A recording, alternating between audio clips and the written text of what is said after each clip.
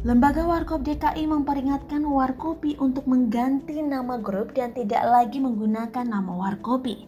Lembaga Warkop DKI merupakan pemegang hak eksklusif yang sah atas merek dan nama Warung Kopi Dono Kasino Intro atau biasa dikenal masyarakat dengan nama Warkop DKI.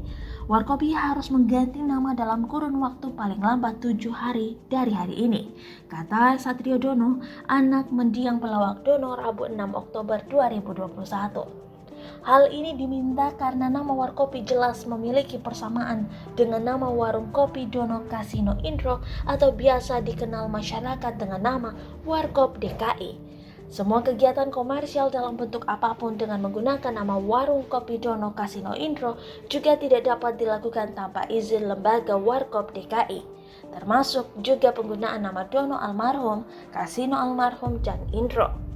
Satrio mengatakan pihak manajemen Warkopi atau pihak Patria TV belum pernah meminta izin sama sekali kepada Lembaga Warkop DKI. Sebagai tambahan informasi, segala bentuk penggunaan merek atau nama yang sama atau mirip dengan merek yang telah terdaftar tanpa seizin pemilik hak atas merek memiliki konsekuensi hukum.